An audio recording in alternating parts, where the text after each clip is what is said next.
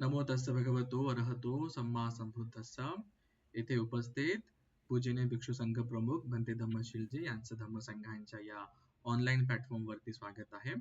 त्याचबरोबर येथे जमलेले 50 पेक्षा अधिक उपासक उपासिका जॉईन झालेले आहेत. आपल्या सगळ्यांचं पुन्हा एकदा धम्मसंघांच्या या ऑनलाईन विहारामध्ये ऑनलाईन प्लॅटफॉर्म मध्ये स्वागत आहे. आज धम्मदेसना देण्यासाठी आपण भंते धम्मशील महाथेरोजी यांना आमंत्रित केलेलं आहे. लॉकडाऊनच्या काळामध्ये जेव्हा आपण धम्मसंघांची सुरुवात केली आणि युट्यूबला व्हिडिओ टाकायला सुरू केलं, खूप साऱ्या भंते लोकांचं मार्गदर्शन आपल्याला होतंच. आपण पाली शिकलो, धम्मपद, जातक, अट्टकथा, इतर खूप साऱ्या चांगल्या पद्धतीने आपण धम्म शिकण्याचा प्रयत्न केला, ऑफलाईन म्हणा किंवा ऑनलाईन पद्धतीने. नंतर बरेच काळानंतर युट्यूबच्या माध्यमातून बरेच लोक जॉईन होत गेलेत.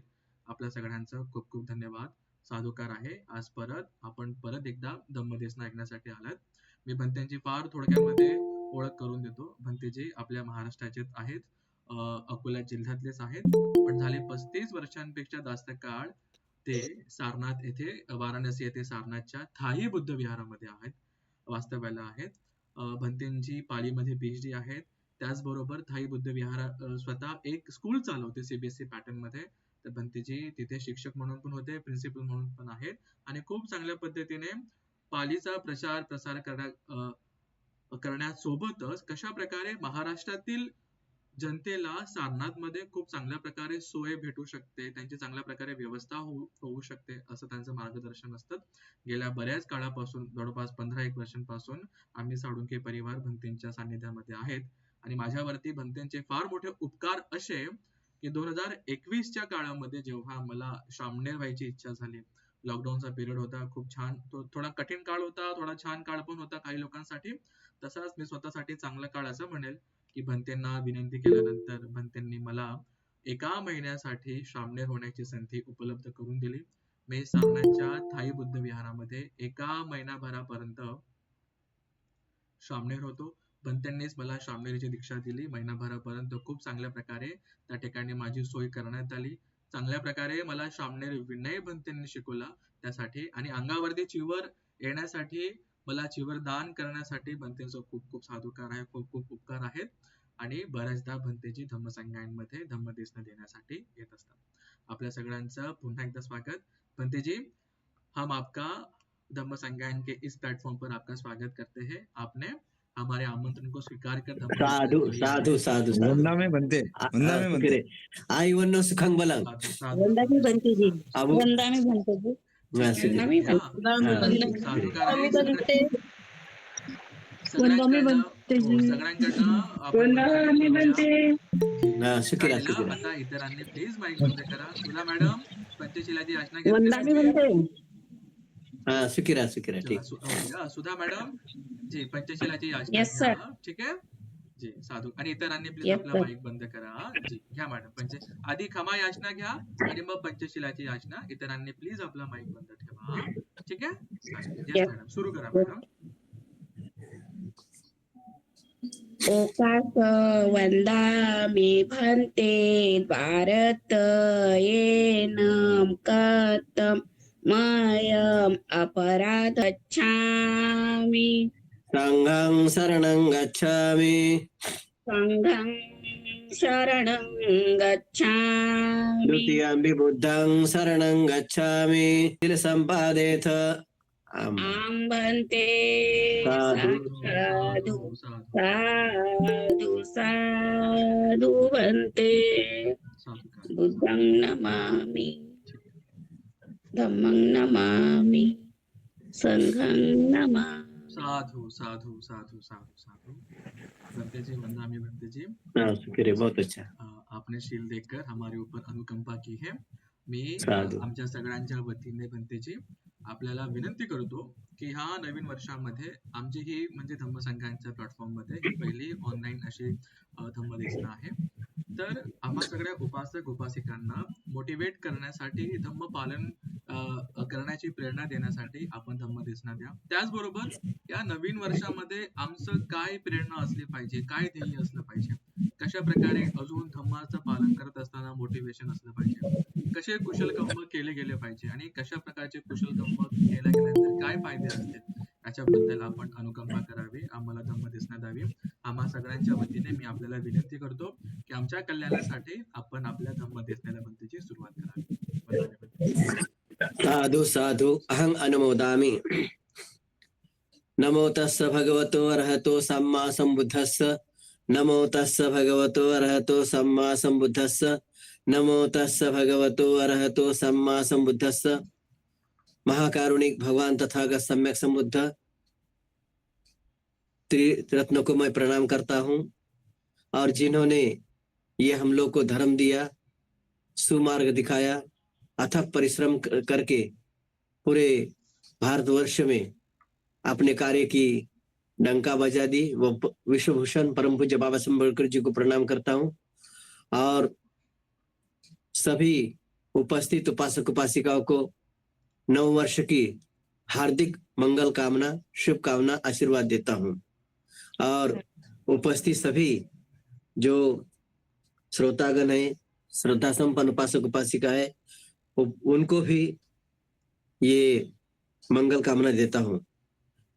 महाकारुणिको नाथो हिताय सबा पाणिनं प्रेत्वा पारमी सब्बा पत्तो संबोधि मुत्तमं एतेन सच्च वज्जेन होतु ते जय मंगलम।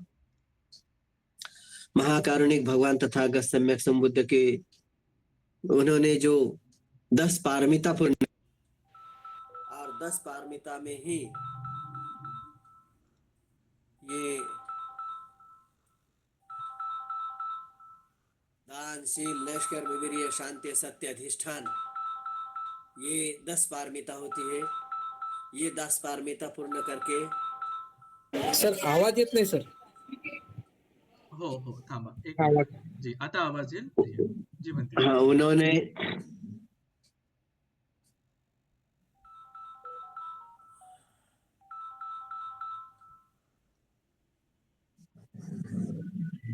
वो 10 परमथ पारमिता पूर्ण की, फिर उसके बाद 10 उप पारमिता पूर्ण की, और इसीलिए वो 6 साल तक कठिन तपस्या करने के बाद उन्होंने सम्यक संबोधि ज्ञान प्राप्त किया। और सम्यक संबोधि ज्ञान प्राप्त करने के बाद आवाज आ रही है? जी जी बनते जी आवाज आ रही आवाज आ रही है ना? जी जी जी. अब बहुत क्या आ अच्छा, रही? ठीक, बहुत अच्छा, ठीक। तो ये दान, सबसे पहले दान पारमिता आती है। राजकुमार सिद्धार्थ गौतम ने, हम लोग देखते कि जातकों में भी कई प्रकार की कहानियां, कथाएं दी जाती है कि उन्होंने पहले तो शारीरिक रूप से दान किया, जैसे कि आग दान, रक्तदान, और फिर उसके बाद जो भी अपने शारीरिक रूप से दे सकते वो दान प्रयास किया। फिर उसके बाद भौतिक वस्तु में भी, चाहे वो अपनी जो भी प्रिय वस्तु उसको दान किया, चाहे वो जमीन है या कोई आर्थिक दान है या कपड़ा दान है, वो हो गया। और जो परमथ है वो धम्मदान, जिसको बोलते धम्मदानं सब्बदानं जिनाति, वो धम्मदान सबसे श्रेष्ठ दान होता है। तो ये बौद्ध साहित्य में वो दान पारमिता की बहुत उसका महत्व है। दान व्यक्ति तभी करता है जब उसके मन में त्याग की भावना निर्माण होती है। त्याग का लगभग दान का समानांतर शब्द है, और दान का शाब्दिक अर्थ होता है देना। इसी अर्थ को सबसे अधिक उपयुक्त माना गया है। उदारता, निर्लोभता, पुण्य कर्म आदि शब्द भी दान की अभिव्यक्ति करते हैं। और त्याग या परित्याग में दान निहित है। दान वस्तु को छोड़ जाता है, और त्याग में भी संभवता समानता के कारण ही त्याग को पारमिता के रूप में पारमिताओं की सूची में नहीं रखा गया, क्योंकि वह दान में गर्भित है। तो ये दान अभी कहा गया है कि अंगुत्तर निकाय में भी 2 प्रकार के दानों की चर्चा आती है, आमिष दान एवं धम्म दान। उसमें 4 प्रकार का जो बताया है। दीघ निकाय में भी दान के 4 प्रकार दिए। सकच्छ दानंग अर्थात भली प्रकार तैयार किया गया। सहस्थ दानंग अर्थात अपने हाथ से दान देना। चित्ती कित्त दानंग अर्थात अपने मनपूर्वक श्रद्धा संपन्न होकर दान देना। और अनपवित्र दानंग अर्थात अखंडित दान देना, माने कि निरंतर, जैसे जो संकल्प किया सम्यक संकल्प, जैसे कि हर उपोषद का दान देंगे, या फिर हर महीने एक बार दान देंगे, या फिर हर किसी भी एक निश्चित, मतलब निरंतर, उसमें कोई खंड नहीं होना चाहिए, अंतर नहीं होना चाहिए। और इसलिए ये दान अंगुत्तर निकाय में भी उसके 8 प्रकार का है। असंय दानंग अर्थात अनासक्त भाव से दान देना। भवया दानंग अर्थात भय से दान देना, कोई भय से दान देता है। अदासी में ति दानंग अर्थात अदृश्य दान देना। दसती में ति दानंग अर्थात दिखाई देने वाला दान।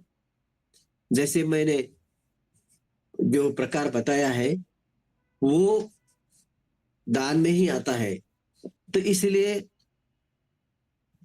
हम लोग जब बौद्ध धर्म के इतिहास में या साहित्य में जब पढ़ते हैं या सुनते भिक्षुओं द्वारा, पूजनीय गुरु द्वारा, तो उसमें बहुत अच्छी तरह से समझाते बताते हैं। और ये जो आपके महाउपासक आयुष्मान धर्मपाल साळुंखे जी, इन्होंने सम्यक संकल्प किया और अपनी जो संस्था एक प्रकार से स्थापित की धम्मदेशना, उसका उद्देश्य ही ये है कि भगवान तथागत सम्यक संबुद्ध का प्रचार, धम्म का प्रचार प्रसार कैसे हो, उपासकों में उपासिकाओं में धम्म के प्रति कैसी श्रद्धा उत्पन्न हो, और धम्म से क्या लाभ मिलना चाहिए, और धम्म पालन करने में क्या सहयोग मिलेगा, वो क्या प्रेरणा, कौन सी प्रेरणा मिलेगी। तो ये सब ध्यान रखते हुए इन्होंने इस आज के धम्म संगोष्ठी की आयोजन किया। और सबसे पहले मुझे उन्होंने अपनी इच्छा बताई, तो मैंने भी कहा ठीक है, होकारात्मक उत्तर दिया।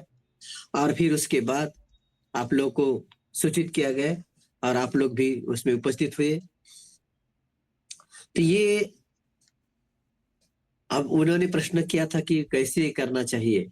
जैसे कि पहले पिछले साल हम लोगों ने जो संकल्प किए होंगे किसी प्रकार का दान देना, चाहे वो चिवर दान हो या भोजन दान हो या कोई वस्तु माने कपड़ा या कोई पुस्तक या कोई वस्तु, जो भी भक्ति लोगों को उपयुक्त हो, प्रयोग करने योग्य हो, और उसके बाद धम्म पालन करने में एक सरल मार्ग हो, तो इस तरह का जो भी दान देंगे तो उससे एक नया मार्ग मिलेगा। और कभी कभी ऐसा होता है कि हम लोग जो संकल्प करते हैं, कभी कभी उसमें किसी प्रकार की बाधा आती है तो वो पूरा नहीं होता है, या फिर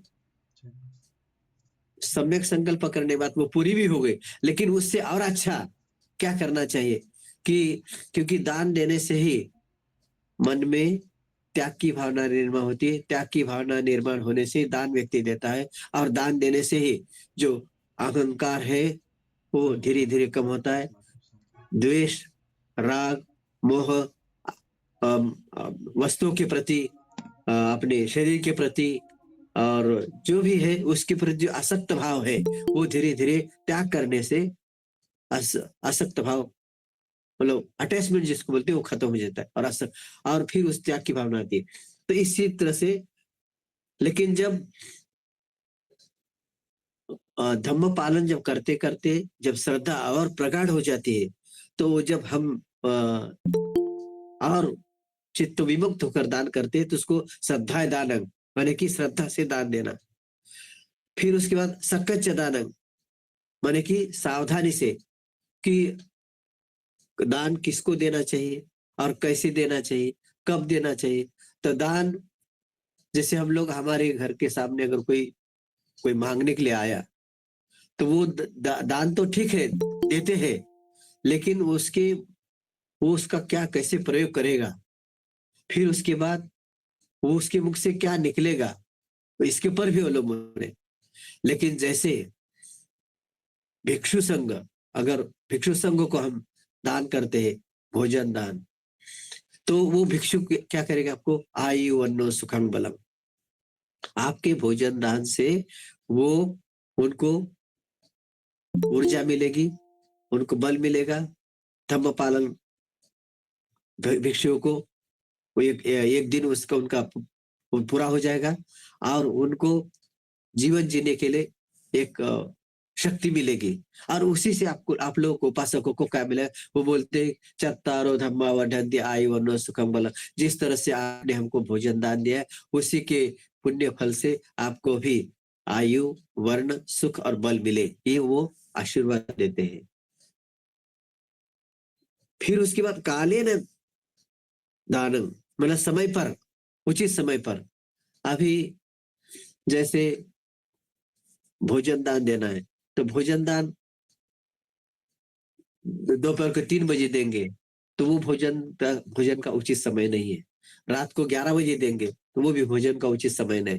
वो भोजन का उचित समय कब है, मतलब सुबह 9 बजे से लेके, मतलब कि 8 बजे से लेके 12 बजे तक, उसके पहले आप भोजन दान दे सकते हैं। वैसे तो उस समय की तो घड़ी का तो ये तो प्रबंध नहीं था, वो तो सूरज अपने सर पर आता है और अपनी छाया अपनी पैर के तक आती है तब तक वो ले कर सकते। लेकिन जैसे ही सूरज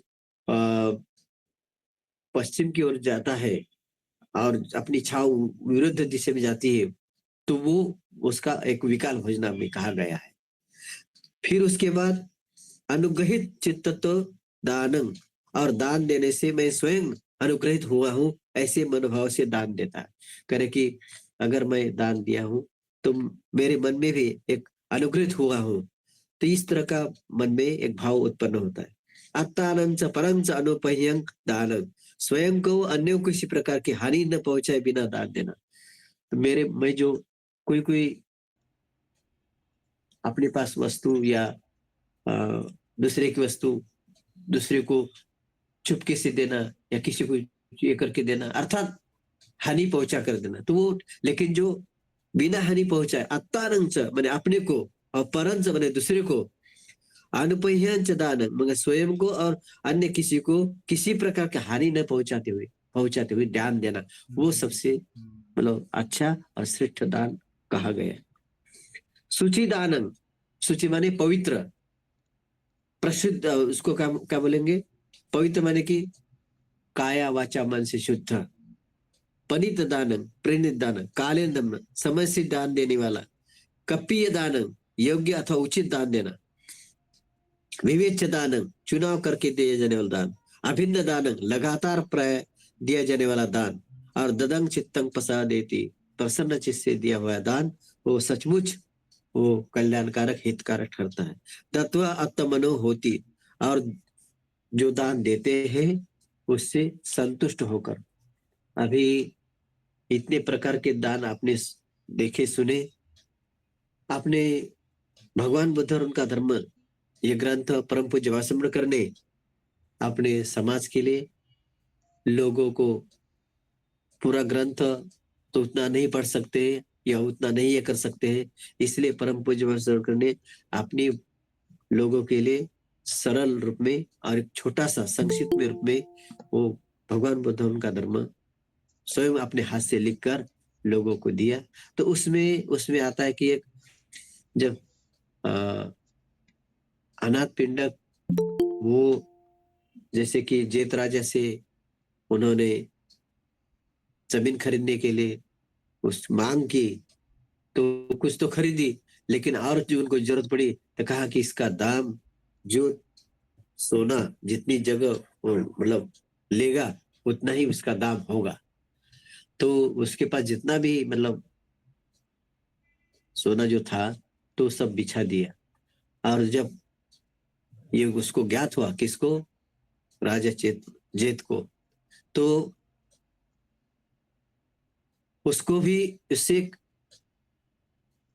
प्रेरणा मिली धर्म पालन करने में। क्यों ना मैं, जब ये अनाथ पिंड कितना दान कर रहा है तो मैं भी अपनी तरफ से क्यों नहीं करना चाहिए। तो उन्होंने भी फिर जितनी जगह और चाहिए थी उन्होंने अपने तरफ से दिया। तो इसलिए हम लोग किसी भी सूत्र के पहले बोलते हैं, एवं में सूतंग एकं समयं भगवा सावथ्यं विरति जेतवने। अनाथ पिंड का सारा में, अनाथ पिंड का आराम है जेतवने। जेत नाम का जो राजा था उसका वन माने जंगल, हाँ, उसका जो जमीन, तो उसका भी नाम उसमें जोड़ा गया। तो ये भी अनाथ पिंड की क्या थी, एक दान पारमिता थी और एक शुद्ध मन से किया हुआ कुशल कर्म था, इसलिए उसका भी नाम जोड़ा गया। तो एक पवित्र आगे इसमें। ये जो और भी बुद्ध साहित्य में हम लोग जब पढ़ते हैं, तो जैसे श्रद्धा के फूल जो एक आता है कि जब भगवान तथागत सम्यक संबुद्ध का महापरिनिर्वाण होता है तो महाकाश्यप और सब उनको पता चलता है कि भगवान तथागत सम्यक संबुद्ध अभी अभी उनका महापरिनिर्वाण हुआ है, और वो श्रद्धा अर्पित करके फूल भेजता है। तो क्या है, वो भी एक प्रकार का दान ही है। फिर उसके बाद जो जितने भी भिक्षुनियां हुई, चाहे वो सुजाता हो, आम्रपाली हो, कुंडल केसिनी हो, खुजुत्तरा हो, पटाचारा हो, अनुपमा हो, वो लोगों ने भी क्या किया, त्याग की भावना निर्माण करके क्या किया, दान किया। किसी प्रकार का, केवल धन संपत्ति ही नहीं, तो अपने समय का, अपने वस्तुओं का, अपने कुशल कर्मों का, तभी तो वो भिक्षुनी संघ में अमर हुई है। उपासिकाओं में भी जैसे विशाखा का नाम आता है, सबसे अग्रणी नाम आता है। उन्होंने तो जब वो धम्म प्रवचन सुनने जाती थी तो अपने, ये त्याग का प्रतीक है, अपने जितने भी जेवर है वो सब उतार के वो अलग रखती थी और त्याग की भावना करके वो धम्म श्रवण करती थी, और धर्म श्रवण करने के बाद धीरे से उठ के चले जाती थी। तो वो क्या है कि वो त्याग की भावना, आसक्त भाव जिसको बोलते हैं, अटैचमेंट, मतलब उसके छोड़कर। तो इसी तरह विशाखा ने भी बाद में एक बार ऐसे हुआ कि वो धम्म श्रवण करते करते वो वैसे चले गए और उसका जितना भी जेवर था वो विहार में रह गए। तो भिक्षुओं ने वो मतलब जो क्या बिछावन होता है उसको हटाया, और पता चला तो उन्होंने अलग रख दिया। अब बाद में सुबह पता किया तो विशाखा का, फिर विशाखा आ गई तो उन्होंने उसको छुआ भी नहीं, दूसरे को कहा कि इसको ले जाओ और भेज, और कहते कि दूसरे इसके ये करके उस समय के 27 करोड़, उस समय के भगवान काल के 27 करोड़ रुपए के, मतलब उस समय के, तो उसने उन्होंने बहुत बड़ा एक भिक्षु आराम बनाया। तो किस लिए कि लोग भिक्षु आएंगे, वर्षावास करेंगे, धम्म का पालन करेंगे, ध्यान साधना करेंगे, धम्म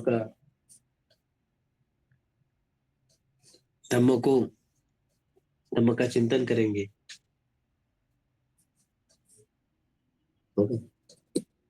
आगे गए थे कि नहीं तुम? बस ठीक। तो उन्होंने जो संकल्प नहीं, आवाज चालू है, वो अच्छा, अरे आवाज आ रहा है। उन्होंने जो संकल्प किया तो उस संकल्प के कारण ही विशाखा का नाम आज हम लोग बड़ी श्रद्धा से, प्रसन्न होकर, प्रमुदित होकर लेते हैं। और वो इतना ही नहीं, अपनी जो नतिनी थी वो भी जब प्रवचन सुनने जाती थी तो वो अपने साथ में ले जाती थी, और जब वो अचानक एक दिन वो चल बसी, माने गुजर गई, तो वो शोक में डूबी हुई वो भगवान बुद्ध के पास पहुंची। तो भगवान बुद्ध वो तो जानते थे, सब कुछ जानते थे, चर्चाओं से लोगों के द्वारा सुना गया, लेकिन और अपने ज्ञान से भी।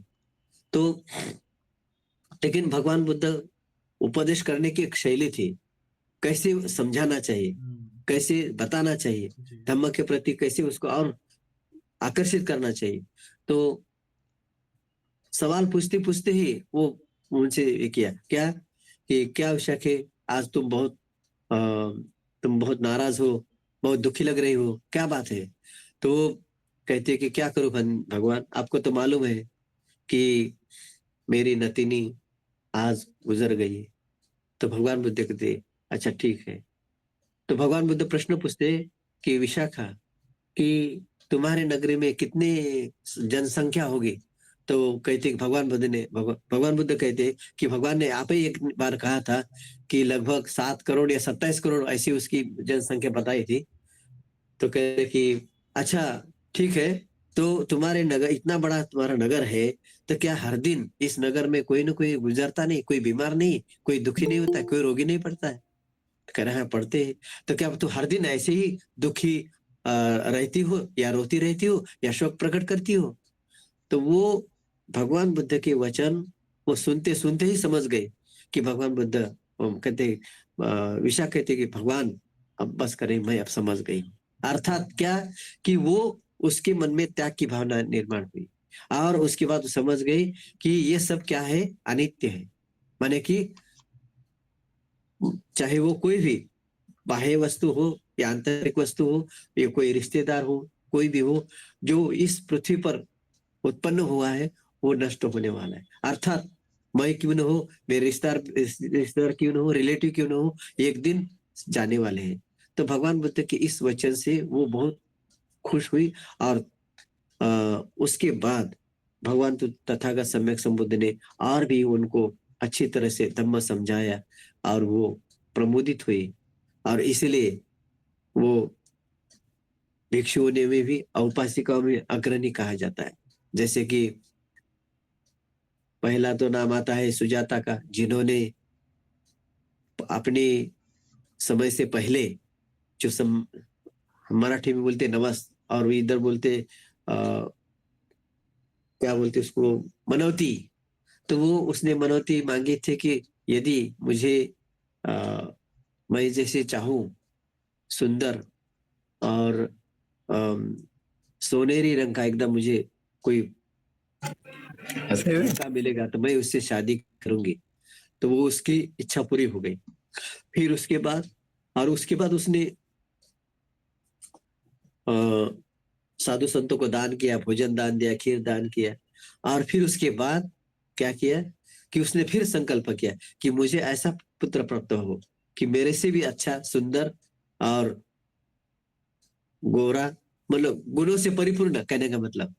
तो वो भी उसकी इच्छा पूरी हो गई, और जब पूरी हो गई तो उसने खीर बनाकर भगवान के, उस समय तो भगवान हुए नहीं थे, लोग उन्हें दान किया, और क्या कहा कि मैं तो नहीं आपको जानती हूँ, मैं भी आपको, आप भी मुझे नहीं जानते, लेकिन जिस तरह से मेरी इच्छा, मेरे दोनों संकल्प परिपूर्ण हुए, मैं जैसे चाहा वैसे मुझे मिला, उसी तरह से आपका क्या संकल्प है मुझे तो पता नहीं, लेकिन आपका जो भी मनो इच्छा है, आपका जो भी संकल्प है, वो भी मेरे प्रसन्न मन से वो पूरा हो, मैं यही चाहती हूँ, और इसीलिए मैं आपको ये खीर दान करती हूँ। तो कहते कि देखिए ये देख सके तो ये सब देखिए चित्र भगवान बुद्ध का। धर्मपाल जी जी दिख रहा है पंडित जी। खीर दान सुंदर जो है ना? होता है। हाँ, जी ये जी सुजाता का है। जी जी जी दिख रहा है तो दिख रहा इस तरह से वो खीर दान लेकर बैठी है, और वो दान कर रही है। तो ये कहने का तात्पर्य ये है कि किसी भी माँ का, हाँ, माँ माँ का जब किसी को आशीर्वाद मिलता है तो वो फलित हो जाता है, परिपूर्ण हो जाता है। और इसी तरह सिद्धार्थ सुजाता का खीरदान उन्होंने ग्रहण किया और संकल्प किया कि यदि मुझे ज्ञान प्राप्त होगा तो ये पात्र मुझे, ये नदी मतलब निरंजन नदी की मतलब पानी के प्रवाह से उलट दिशा में जाएगा, और मुझे ज्ञान प्राप्त अगर नहीं होगा तो सीधे सरल मार्ग में जाएगा। तो कहते कि खीर तो उन्होंने जितना लेना था उतना ले लिया और बाद में पात्र छोड़ दिया, और कहते कि वो पात्र नाग नदी में, आजकल का जो नागपुर कहते हैं, वो नाग नदी में काल नाम का राजा था, उसके नगर में जाकर भी वो डूब गया। हाँ? तो इस तरह से उनका संकल्प पूरा हुआ। किस कारण से? दान माने वही अभी बताए कि प्रसन्न मन से देना, त्याग की भावना निर्माण करना, और चित्त को अपने राग द्वेष से मुक्त करना। तो इस तरह से हम लोग ये दान पारमिता जिसको बोलते हैं, दान की पारमिता, जैसे कहा कि 10 पारमिता, 10 उपपारमिता, 10 परमथ पारमिता।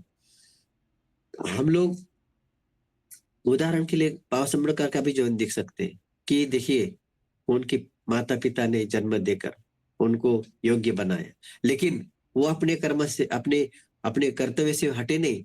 उन्होंने अपना अथक परिश्रम किया। किस लिए? लोगों के हित के लिए, लोगों के कल्याण के लिए। उन्होंने अपने परिवार के बारे में कभी सोचा नहीं। उनको, अब हम लोग जब उनके जीवन चरित्र पढ़ते हैं कि बिना दवा के कारण उनके पुत्र गुजर गए, और बिना दवा न मिलने के कारण, उचित समय पर दवा न मिलने के कारण रमा आई भी परेशान हुई। लेकिन अगर वो परिवार का अगर देखते तो पूरे संसार में, पूरे विश्व में बाबा साहब का नाम होता क्या? नहीं। लेकिन उन्होंने केवल अपने लोगों के लिए, अपने पूरे समाज के लिए, पूरे लोगों के लिए उन्होंने अपना जीवन पूरा अर्पित किया। उनकी ये दान पारमिता, और उनके कारण ही आज चाहे अमेरिका हो, इंग्लैंड हो, जर्मन हो, श्रीलंका हो, बर्मा हो, थाईलैंड हो, उनका नाम लेते हैं। अभी बाबा साहब अम्बेडकर इतना तो कोई पढ़ा लिखा नहीं है, लेकिन उनका समानांतर तो पढ़े ही होंगे ना, लेकिन कोई पूछता है किसी को? कोई नहीं पूछता। धन संपत्ति के बारे में उनसे ज्यादा होंगे, लेकिन कोई पूछता है? और भी कोई नाम होगा, और भी कुछ भी होगा उनसे ज्यादा, लेकिन कोई पूछता है? लेकिन हमारे परम पूज्य बाबा साहब अम्बेडकर, जिन्होंने उनका जो जीवन काल है 65 साल का, 70 साल का, तो उस 65 साल के 70 साल के अंदर उन्होंने शायद, और वो इसलिए बोधिसत्व उनको कहा गया, बोधि सत्तो सत्तोति सत्तम, मतलब वो जो ज्ञान प्राप्त करता है, किस लिए? लोगों के हित के लिए, लोगों के कल्याण के लिए, लोगों के मंगल के लिए, और इसलिए उनको बोधिसत्व कहा गया। ऐसा कोई नाम नहीं दिया, ऐसा ही कोई। और वो जो लोग जानकार, वो जो लोग एक्सपीरियंस वाले, जो लोग मतलब उच्च कोटि के लोग, उन्होंने बाबा अम्बेडकर जी को ये नेपाल में जब वो काठमांडू में कहते, उस समय उनको कहा गया बोधिसत्व। तो इस तरह से बोधिसत्व कोई छोटी मोटी या मामूली या ऐसा कोई ये नहीं है, नाम नहीं है, या किसी को भी दे दिया, या उपाधि नहीं। हाँ, वो तो पूरा जीवन काल, पूरा इतिहास, पूरा हर चीज देखते तब।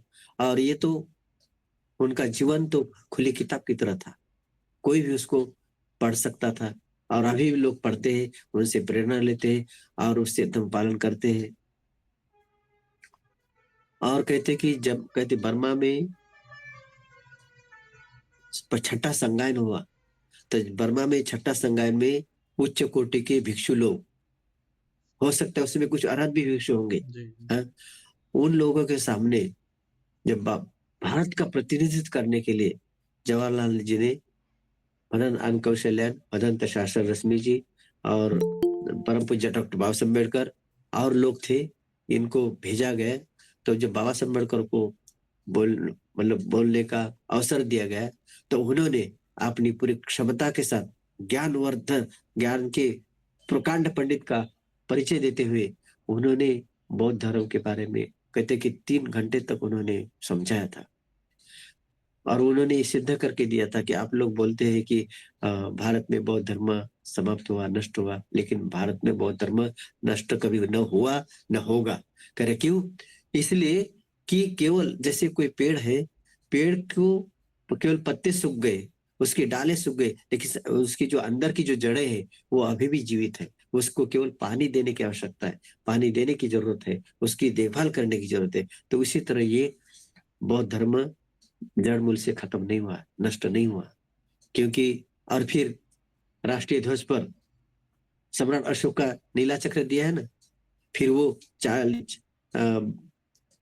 24 आरे जो बताते हैं, 4 आरे सत्य और ये उसके वो भी बताए। फिर उसके बाद हमारा जो राष्ट्रीय चिन्ह है, राष्ट्रीय तिरंगा ध्वज है, फिर उसके बाद और हमारा जो इंडियन करेंसी है उसके ऊपर भी उस पर दिया है। तो क्या है, ये बौद्ध धर्म की ही पहचान है, बौद्ध धर्म का ही एक ये सिंबल है। और इसलिए उन्होंने सिद्ध करके दिया कि भारत बौद्ध धर्म, भारत मतलब भारत से बौद्ध धर्म नहीं खत्म हुआ, नष्ट नहीं हुआ और नहीं होगा। क्योंकि संपूर्ण जीवन भगवान तथागत सम्यक संबुद्ध बोधिसत्व से लेकर ज्ञान प्राप्त करने तक उन्होंने भारत में ये, क्योंकि उस समय तो भारत अभी नाम पड़ा, लेकिन उस समय जम्बूद्वीप कहा जाता था। और जम्बूद्वीप वो श्रीलंका, बर्मा, थाईलैंड, अफगानिस्तान, कहाँ तक, और इसका प्रचार प्रसार वही उसके बाद सम्राट अशोक ने करवाया। और इसलिए जब भी कोई खुदाई होती है, उत्खनन होता है, परीक्षण होता है, तो वो बुद्ध का कुछ न कुछ चीज मिलती है, चाहे मूर्ति हो या कुछ चिन्ह हो या कोई भी मतलब पुरातात्विक दृष्टि से वो कुछ न कुछ मिलता है। ये सब क्या है, वो ये बाबा साहब अम्बेडकर की भी एक दान पारमिता है, दान उपपारमिता है, दान परमत्थ पारमिता है, ये उसको कहा जा सकता है। तो इसलिए आज बहुत संक्षिप्त में मतलब एक चर्चा हुई है? तो ये संक्षिप्त है, इसको ज्यादा विस्तार से नहीं कहा जा सकता, लेकिन फिर भी प्रयास किया कि आप लोग को कुछ नया कुछ सुनने को मिला होगा। तो इसी तरह से भगवान तथागत सम्यक संबुद्ध ने ज्ञान प्राप्त करने के पहले उन्होंने ये 10 पारमिता, 10 उपपारमिता, 10 परमत्थ पारमिता प्राप्त की, पूर्ण की, और फिर सम्यक संबुद्धि ज्ञान प्राप्त किया। और फिर उसके बाद भी जो उनका जीवन मैंने 80वें साल तक उन्होंने धम्म प्रचार प्रसार किया, लोगों के हित के लिए, लोगों के मंगल के लिए, लोगों के कल्याण के लिए। और इसी सत्य वचन से आप सबका मंगल हो, सबका कल्याण हो, सब लोग रोग से भय से मुक्त हो, सबको सुख शांति मिले, बुद्ध धम्म संघ सदा आपकी रक्षा करे। और इसी शुभ अवसर पर नए वर्ष की मंगल कामना देते हुए मैं अपने 2 शब्द समाप्त करता हूँ। भवतु सब मंगलम, भवतु सब मंगलम, भवतु सब मंगलम। सब्बीति जिन सब रोग विनशतु माते भवन्तराय सुखी दिवो अभिवादनशीलिस नित्यं उत्थापचायिनो चत्तारो धम्मा वर्धन्ति आयुर्वन्नो सुखं बलम्।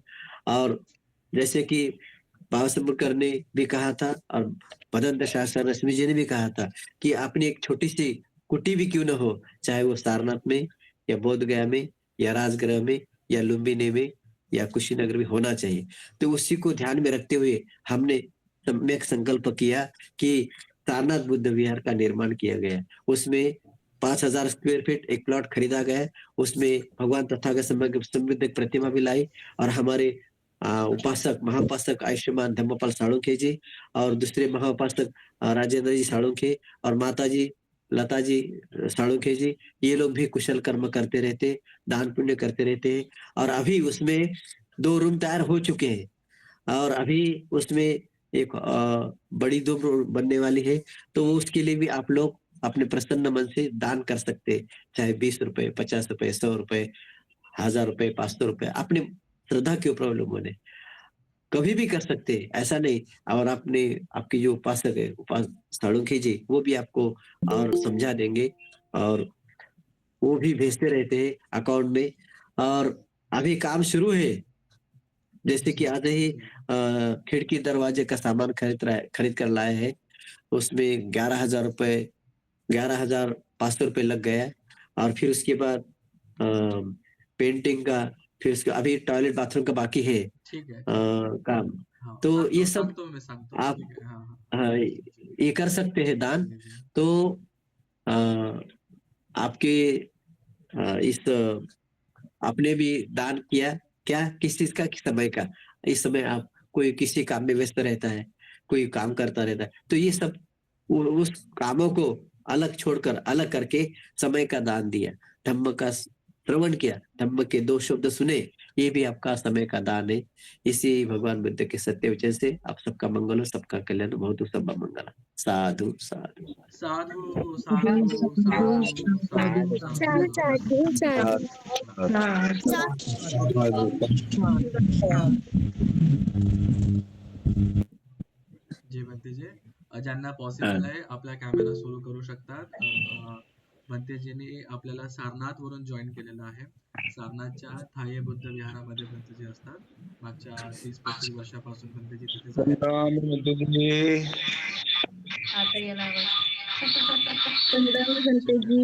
ठीक आहे हा चालेल. आता सांगायचा अर्थ असा आणि एक थोडस मोटिवेशन देण्याचं कारण असं, माईक बंद करा जी.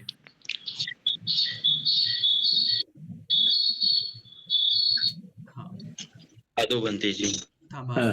थांबा सगळ्यांनी थोडा वेळ, मी माईक बंद करा. थोडी महत्वाची सूचना अशी की जसं मी आधी पण सांगितलं की 2021च्या काळामध्ये जुलै महिन्यामध्ये मी महिनाभर सारनाथ मध्ये होतो श्रामणेर म्हणून. भंतेनेच मला ती संधी उपलब्ध करून दिली, त्यासाठी भंतेंचे खूप खूप उपकार तर आहेच. त्याचबरोबर आज भंतेजी या ठिकाणी आलेत. भंतेंनी आपल्याला शील दिलं, धम्मदेसना दिली. आज या प्रसिद्ध दिनाच्या निमित्ताने आपण सगळे आलात, वेळात वेळ काढून आलात आणि साधुकार आहे. सगळ्यांनी श्रमदान दिलंय, वेळदान दिलंय, साधुकार आहे. त्याचबरोबर जे एकूण 10 प्रकारचे कुशल कर्म आहेत त्याच्यापैकी पहिले दान कुशल कर्म करण्याची म्हणा एक अवसर किंवा एक संधी उपलब्ध करून देण्याची मला एक जबाबदारी वाटते माझ्या मित्रांप्रती. आणि म्हणून सांगायचा अर्थ असा की सारनाथ मध्ये म्हणजे बरेच ठिकाणी जितके पण महत्वाचे ठिकाणं आहेत त्या ठिकाणी खूप चांगल्या प्रकारे महाराष्ट्रीयन विहार बनलेले आहेत. बरेच भंते लोक आहेत, असं आहे तसं ठीक आहे. सारनाथ मध्ये धम्मेक स्तूपाच्या खूपच जवळ म्हणा भंतेंनी एक जबाबदारी घेतली की महाराष्ट्राच्या भिक्षूंचं तिथे अजिबात विहार नाहीये. आणि कशा प्रकारे महाराष्ट्राच्या लोकांना त्रास होतो, ज्यांच्याकडे पैसे आहेत ते खूप चांगल्या प्रकारे चांगल्या हॉटेलमध्ये जाऊन राहतात. आम्ही पण धम्मटूर घेऊन जातो तर चांगल्या ठिकाणी व्यवस्था असते. पण बरीच मंडळी अशी असतात की हॉटेलचे पैसे देणं किंवा कधी कधी जे आपले त्याला काय म्हणतो आपण धर्म काय हॉस्टेल ते काय धर्मशाळा सॉरी हा धर्मशाळा असतात तिथे पण कधी कधी ऍडमिशन मिळत नाही, जागा मिळत नाही. हा भंतेंचा मागच्या 30-35 वर्षांचा अनुभव आहे. आणि म्हणून भंतेंनी खूप चांगल्या प्रकारे सारनाथ येथे चांगल्या ठिकाणी एक आपल्यासाठी समजा जे तीर्थयात्रेकर आहे, जे धम्मयात्रेला जातात, चांगल्या ठिकाणी कुशल कर्मासाठी जातात, त्यांच्या सुख सुविधासाठी खूप छान प्रकारे विहार बांधण्याचं काम सुरू केलेलं आहे. आणि खूप जेन्युन आहे. मी सहसा असे कुठले प्रोजेक्ट म्हणा काही काय म्हणा याचं मी प्रमोशन करत नाही, पण त्यांचं आचरण खरंच चांगलं आहे की बरोबर जे चांगले शीलवान आहे शीलाचं काटेकोरपणे पद्धतीने पालन करतात. नक्कीच मग माझी जबाबदारी बनते की मी अशा प्रकारच्या व्यक्तींना प्रमोट केलं पाहिजे किंवा सांगितलं पाहिजे किंवा दानासाठी चांगल्या ठिकाणी आपलं दान जात आहे याच्यासाठी मी लोकांना माझ्या मित्रांना मी प्रेरित केलं गेलं पाहिजे. आणि म्हणून आजच्या ह्या नवीन वर्षाच्या निमित्ताने म्हणा आपण या ठिकाणी भंतेंना बोलवलं. खूप चांगल्या पद्धतीने आपलं दान जाईलच. जे इच्छुक आहेत मी भंतेंचा मोबाईल नंबर म्हणा किंवा भंतेंचा काही QR कोड असेल मी ग्रुपमध्ये टाकेलच. आपल्या जितके पण व्हॉट्सअप ग्रुप आहेत भंतेंचा नंबर असेल आपण संपर्क करू शकतात. आताच ग्राउंड फ्लोअरचं काम पूर्ण झाले, विहार आहे आणि ग्राउंड फ्लोअरचे काही रूम झालेले आहेत. आपल्याला कधी पण सारनाथला जायचं असेल समजा आपली किती मोठी संख्या असेल 2, 3, 5, 10 खूप चांगल्या प्रकारे सारनाथ मध्ये राहण्याची व्यवस्था होऊ शकते. जवळच आहे. धम्मेक स्तूपाच्या 10 ते 12 मिनिटाच्या वॉकिंग डिस्टन्स वरती आहे, फार जवळ आहे. त्याचबरोबर पुढे काही भंतेंशी संपर्क करायचा असेल दानासंबंधी म्हणा किंवा इतर गोष्टी संबंधी म्हणा भंतेजी आपण भंतेंना जॉईन करू शकतात, भंतेशी संपर्क करू शकतात. भंतेजी 2 ते 3 मिनिटं थोडं मराठीमध्ये सांगाल अजून थोडं मराठीमध्ये बोलाल तर बरं होईल. आपला माईक सुरू करा. मी माईक बंद केला होता. 1-2 मिनिटं. बरेच लोक आपले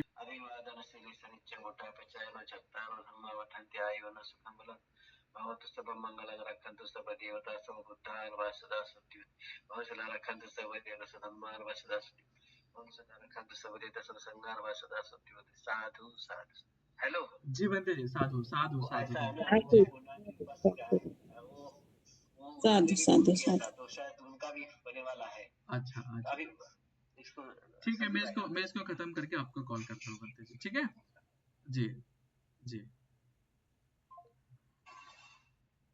सर तुमचा आवाज येत नाही. हो